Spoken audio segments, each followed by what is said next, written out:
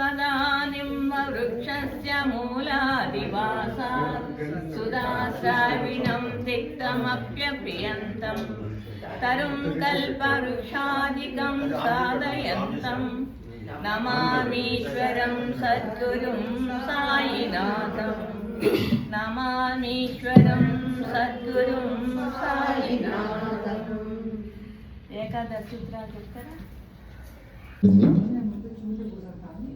ఈ మొట్టమొదటి కార్యక్రమంలో మా జయరాం రెడ్డి సార్ గారు ప్రథమ వ్యాఖ్యాతగా మాట్లాడతారు. వారు అసిస్టెంట్ ప్రొఫెసర్గా బిగిన్ చేసి అంచెలంచెలుగా పైకి ఎదిగి డాక్టరేట్ చేసి ఛాన్సలరు, వైస్ ఛాన్సలరు వివిధ ఆర్గనైజేషన్లో పనిచేశారు.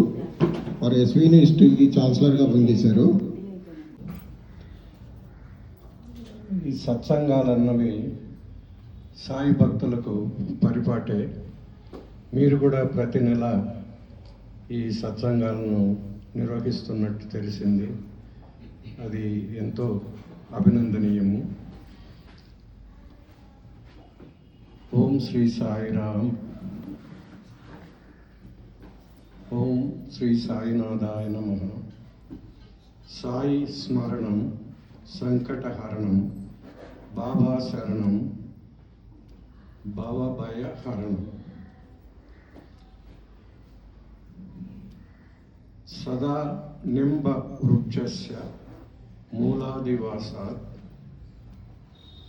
సదా నింబ వృక్షం వేప చెట్టు కింద ఎప్పుడు 16 ఏళ్ళప్పుడు షిరిడిలో వచ్చి కనిపించారు. అప్పటి నుంచి కొన్నేళ్ళు లేకుండా మరలా వచ్చి 80వ సంవత్సరం వరకు షిరిడిలోనే ఉన్నారు. నేను తీసుకుంటే నేను రసాయన శాస్త్ర ఆచార్యుడిని. ఇంగ్లీష్లో పాఠాలు చెప్పే అలవాటు.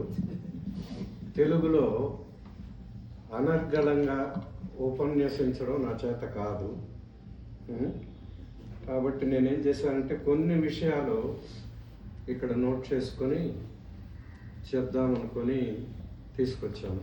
కాబట్టి మీరు భరించాల్సిందే చదువుతా ఉంటే. ఎందుకంటే సాయి భగవాను గురించి చెప్పేటప్పుడు ఏదైనా ఒక పదము తప్పు వచ్చిన అది అపచారం అవుతుంది.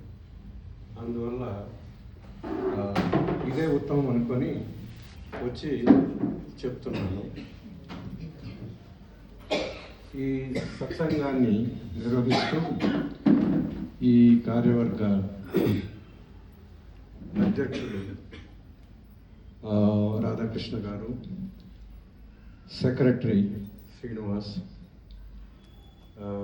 శ్రీహరి గారు, సీతారామయ్య గారు మొదలు అందరూ కూడా అభినందనీయులు. వారు నన్ను ఈ కార్యక్రమానికి పిలిచినందుకు కృతజ్ఞతలు. నేను వచ్చానని నా మిత్రులు మోహన్ రావు గారు, పుల్లయ్య గారు కూడా రావడం నాకెంతో సంతోషంగా ఉంది. సాయి కలియుగ మానవులకు ఇహ పర సుఖములను ప్రసాదించి భవసాగరము దాటించు దివ్య మంత్రమైనది. మానవుల మధ్య సంచరించి తన మాట, చూపు, ఆచరణల ద్వారా ధర్మరక్షణకు, సర్వమత సమైక్యతకు, దీనజన సంరక్షణకు, సకల జీవ జంతు పశు పక్షాది శ్రేయస్సుకు, దుర్మార్గులను సన్మార్గులను చేయుటకు అవతరించిన పరిపూర్ణ బ్రహ్మము శ్రీ షిరిడి సాయిబాబా. సాయి కారణజన్ముడు, సర్వజ్ఞుడు, అన్నీ తెలిసిన వ్యక్తి. సాయి పుట్టుకతోనే పూర్ణజ్ఞాని. ఎట్లా అంటే సాయి మాటల్లోనే నేను పుట్టినప్పుడు కుమారుడు పుట్టాడని మా అమ్మ ఎంతో పొంగిపోయింది. అది చూసి అంతకుముందు నేను లేనా అనుకున్న సాయి ఆమె ఎందుకు అంత పొంగిపోవడం అనుకొని ఆశ్చర్యపోయాను. ఇది సాయి మాటల్లోనే చెప్పాను.